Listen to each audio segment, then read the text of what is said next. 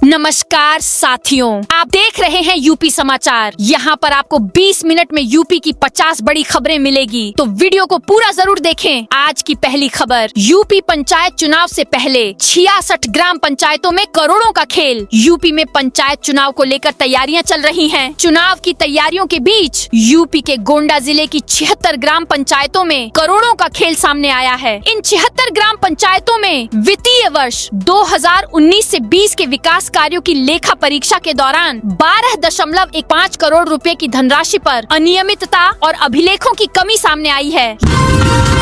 UP के 18 जिलों में आंधी बरसात की संभावना। पश्चिमी यूपी में मौसम अचानक बदल गया है। नोएडा और बुलंदशहर में तेज बारिश हुई है। मेरठ और बरेली में बादल छाए हैं। संभल, गाजियाबाद और अमरोहा में तेज ठंडी हवाएं चल रही हैं। मौसम विभाग ने आज 19 फरवरी को बारिश औलों का अलर्ट जारी किया है। मौसम विभाग का अनुमान है कि नोएडा, गाजियाबाद, अलीगढ़, हाथरस, आगरा, मथुरा, फिरोजाबाद, बागपत, हापुड़, मैनपुरी, इटावा, कांसगंज, एटा, औरिया, जालौन, झांसी और ललितपुर में बादल छाए रहेंगे। स्पीकर का आदेश, अफसर विधायकों का फोन उठाएं। यूपी विधानसभा में बजट सत्र के 8वें दिन बुधवार को चर्चा जारी है। अफसरों द्वारा विधायकों का फोन नहीं उठाने के मुद्दे पर स्पीकर ने कहा, यह गलत है। जनप्रतिनिधि अगर फोन करते हैं तो अफसर को न केवल फोन रिसीव करना होगा बल्कि सम्मान भी देना है। एक दिन पहले नेता प्रतिपक्ष माता प्रसाद पांडेय ने इस मामले को उठाते हुए कहा था, दरोगा तक हमारा फोन नहीं उठाते हैं। आज सपा विधायक अतुल प्रधान ने सिंचाई के लिए किसानों को मुफ्त बिजली नहीं देने का मामला उठाया। उन्होंने कहा, 2 साल में 5 लाख किसानों को बाहर कर दिया गया, उनके नाम जोड़े तक नहीं गए। यूपी बोर्ड छात्रों को मिलेगी high security marksheet. Uttar Pradesh माध्यमिक शिक्षा परिषद ने नई हाई सिक्योरिटी मार्कशीट वितरित करने का फैसला किया है, जो छात्रों के भविष्य को पूरी तरह सुरक्षित रखने का वादा करती है। सचिव भगवती सिंह ने बताया कि इस मार्कशीट की सबसे बड़ी खासियत उसकी अटूट मजबूती है। इसे हाथ से फाड़ा नहीं जा सकता। न ही पानी, चाय या किसी तरल पदार्थ में डुबोने पर यह गलती या खराब होती है। दाल मंडी में चल रहा बुलडोजर तोड़े जा रहे 3 घर। वाराणसी के दाल मंडी में बुधवार को एक बार फिर बुलडोजर की कार्रवाई हो रही है। एसीपी अतुल अंजान त्रिपाठी के अनुसार आज 3 जर्जर मकानों पर ध्वस्तीकरण की कार्रवाई हो रही है। इसमें इस समय मकान संख्या C के 62/2 पर बुलडोजर चलाया जा रहा है। यह मकान पूर्व में आंशिक रूप से तोड़ा गया था। आज इस पर बुलडोजर चलाकर इसे जमींदोज किया जा रहा है। मायावती बोली, अकेले विधानसभा चुनाव लड़ेंगे। बसपा प्रमुख मायावती ने ऐलान किया है कि 2027 यूपी विधानसभा चुनाव उनकी पार्टी अकेले ही लड़ेगी। उन्होंने बुधवार को लखनऊ में प्रेस कॉन्फ्रेंस कर कहा, हम किसी भी पार्टी से गठबंधन नहीं करेंगे। मीडिया में चल रही गठबंधन की खबरें फर्जी हैं। ये हमारे खिलाफ साजिश है। यूपी में 33 साल से बिना नागरिकता रह रही पाकिस्तानी महिला को जेल। यूपी के मेरठ में पाकिस्तानी महिला सबा मसूद को कोर्ट ने न्यायिक अभिरक्षा में मंगलवार को जेल भेज दिया। दिल्ली गेट पुलिस ने गलत तरीके से वोटर कार्ड बनवाने के आरोप में सबा मसूद को सोमवार को गिरफ्तार किया था और मंगलवार को स्पेशल सीजेएम कोर्ट में पेश किया। कोर्ट में बचाव पक्ष के वकील ने पुलिस पर बिना छानबीन गिरफ्तारी का आरोप लगाया। सबा मसूद की बेटी एमन फरहत को भी गलत आरोपी बनाने का आरोप लगाया। सबा की जमानत के लिए अर्जी लगाई गई है, जिस पर बुधवार को सुनवाई होनी है।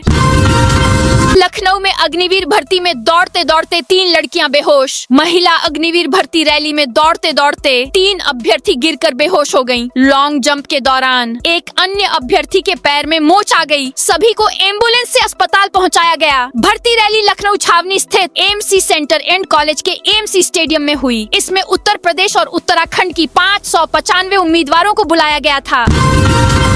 मोहन भागवत बोले, भारत हिंदू राष्ट्र, सभी हिंदुओं के लिए खुले हो मंदिर। राष्ट्रीय स्वयंसेवक संघ के सर संघचालक मोहन भागवत ने कहा कि भारत हिंदू राष्ट्र है, हम सभी हिंदू अपने सहोदर हैं। समाज में जो भी वर्ग संघ के निकट नहीं है, संघ कार्यकर्ताओं को उनके निकट जाना चाहिए, उनसे आत्मीयतापूर्ण संबंध विकसित करने चाहिए। वह संबंध चौराहे से शुरू होकर कुटुंब तक विस्तृत हों। सब अपने हैं, हमें यह मानकर व्यवहार करना है। उन्होंने कहा कि मंदिर, कुआं और श्मशान सभी हिंदुओं के लिए खुले होने चाहिए और उनमें कोई भेदभाव नहीं होना चाहिए।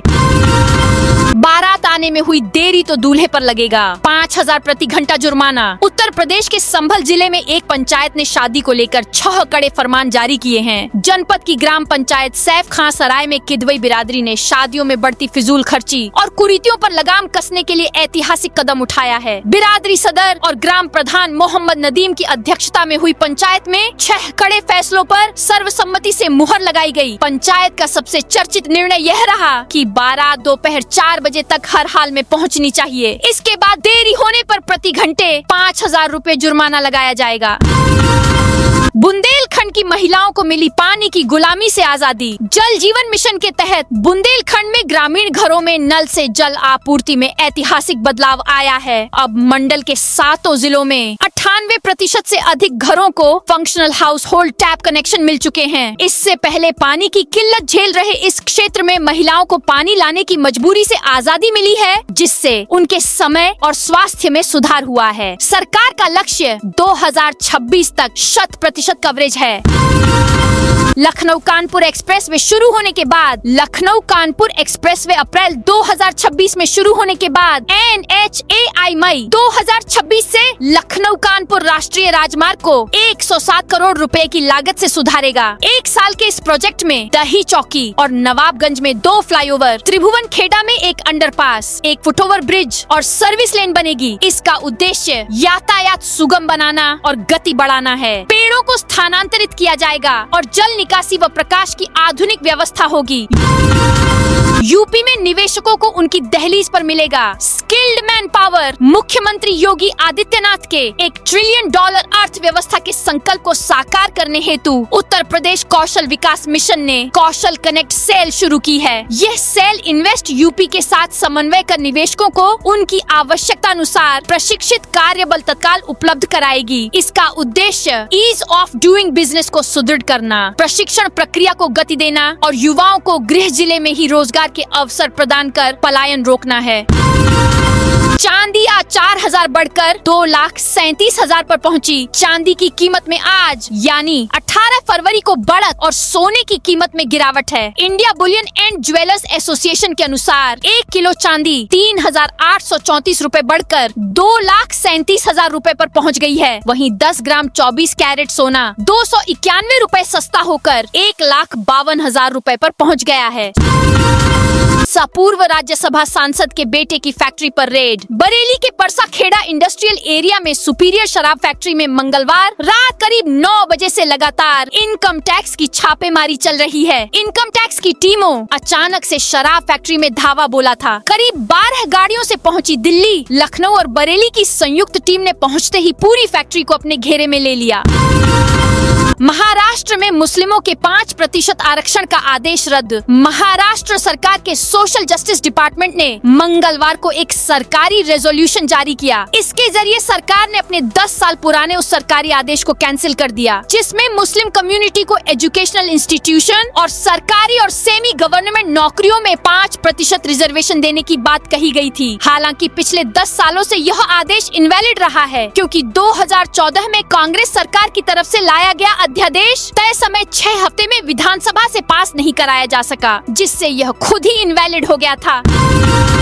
22 को श्री रामार्चनम से रामलला की स्तुति करेंगे स्वयंसेवक। फाल्गुन शुक्ल पक्ष पंचमी 22 फरवरी के दिन राष्ट्रीय स्वयंसेवक संघ के स्वयंसेवक श्री राम जन्मभूमि मंदिर में घोष वादन से प्रभु श्री रामलला की स्तुति करेंगे। इसे श्री रामार्चनम नाम दिया गया है। महीनों के श्रम से विशेष रूप से प्रशिक्षित घोष दल के 100 वादक अयोध्या में मनोहारी घोष वादन व पथ संचलन करेंगे। राम मंदिर ट्रस्ट के अनुसार वेणु, बांसुरी, श्रृंग, स्वर, तुर्य, नागांग, गौमुख और शंख, बिगुल पर अलग अलग रागों और भिन्न भिन्न अवसरों के अनुरूप रचनाओं का वादन होगा। कानपुर में नकली पिस्टल से डराने वाला फर्जी दरोगा पकड़ाया। कानपुर पुलिस ने एक फर्जी दरोगा को गिरफ्तार किया है। वह लाइटर जैसी दिखने वाली पिस्टल से लोगों को डराकर पुलिस की वर्दी पहनकर वसूली करता था। लोगों को शक न हो इसलिए उसने कार के असली नंबर की जगह सरकारी नंबर प्लेट लगा रखी थी। उसके पास से पुलिस ने उत्तर प्रदेश पुलिस और CBI के कई फर्जी ID कार्ड भी बरामद किए हैं।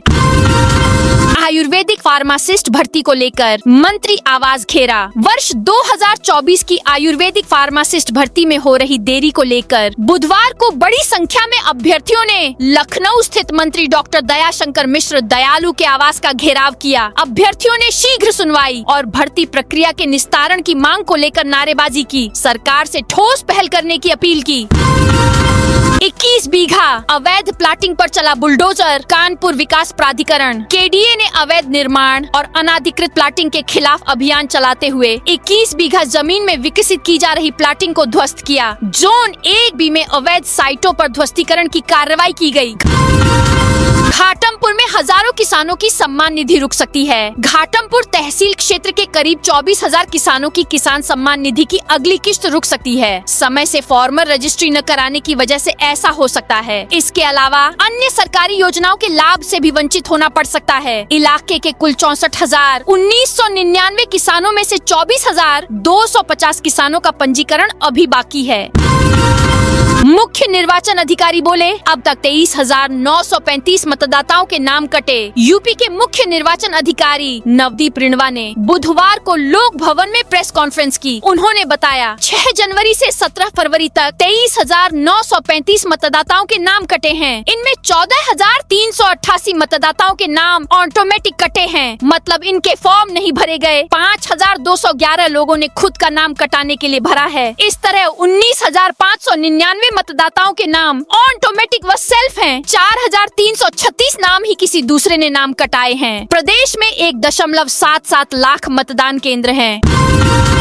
यूपी के 50,000 टीचर टीईटी के काबिल ही नहीं। हरियाणा सरकार के हालिया आदेश ने उत्तर प्रदेश के 1.86 लाख ऐसे शिक्षकों की चिंता बढ़ा दी है जिन्होंने अब तक शिक्षक पात्रता परीक्षा पास नहीं की है। 16 फरवरी को जारी आदेश में हरियाणा सरकार ने शिक्षकों को मार्च 2027 तक HTET पास करने का निर्देश दिया है और असफल रहने पर सेवा समाप्ति की चेतावनी दी है। यूपी में स्थिति और जटिल है। यहाँ करीब 50,000 शिक्षक ऐसे हैं जिनके पास टीईटी में बैठने की न्यूनतम शैक्षणिक योग्यता ही नहीं। सुप्रीम कोर्ट के आदेश के खिलाफ राज्य सरकार ने रिव्यू पिटीशन दाखिल की है, जिस पर अभी सुनवाई बाकी है। उन्नाव डीएम ने पीएम सूर्य घर योजना की समीक्षा की। उन्नाव में जिलाधिकारी गौरांग राठी की अध्यक्षता में पीएम सूर्य घर मुफ्त बिजली योजना की समीक्षा बैठक हुई। कलेक्ट्रेट सभागार में आयोजित इस बैठक में जनपद में योजना की प्रगति, स्थापित सोलर संयंत्रों की स्थिति और उपभोक्ताओं को मिल रहे लाभों का विस्तृत जायजा लिया गया। रामलला के दर्शन को नहीं करना होगा इंतजार। उत्तर प्रदेश राज्य पर्यटन विकास निगम ने श्रद्धालुओं की आस्था और सुविधा को दृष्टिगत रखते हुए लखनऊ से अयोध्या तक विशेष टूर पैकेज की शुरुआत की है। प्रदेश के पर्यटन एवं संस्कृति मंत्री जयवीर सिंह ने बताया कि यूपीएसटीडीसी द्वारा वर्ष 2025 से संचालित लखनऊ अयोध्या टूर पैकेज को यात्रियों का भरपूर समर्थन मिला है। इच्छुक श्रद्धालु इस विशेष टूर पैकेज की बुकिंग यूपीएसटीडीसी की आधिकारिक वेबसाइट के माध्यम से कर सकते हैं। यात्रा की शुरुआत प्रातः 8 बजे लखनऊ के होटल गोमती से होगी, जो करीब 10:30 तक अयोध्या पहुंचेगी।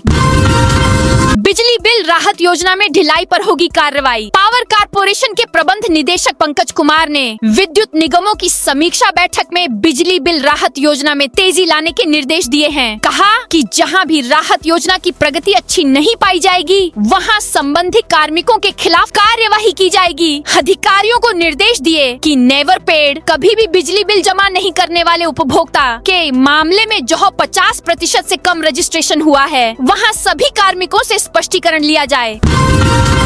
एक्टर राजपाल यादव बोले, जेलों में स्मोकिंग जोन बनना चाहिए। बॉलीवुड के मशहूर comedian Rajpal Yadav cheque bounce मामले में 30 दिनों की अंतरिम जमानत पर हैं। तिहाड़ जेल से रिहाई के बाद बुधवार को राजपाल शाहजहांपुर में अपने पैतृक गांव कुंडरा पहुंचे। तमाम लोग उनसे मिलने पहुंचे। मीडिया से बातचीत में राजपाल यादव ने कहा, मेरे लिए जेल एक चिंतन शिविर जैसा रहा है। जिस तरह देश की हर व्यवस्था अपग्रेड हो रही है, वैसे ही जेलों को भी आधुनिक बनाना चाहिए।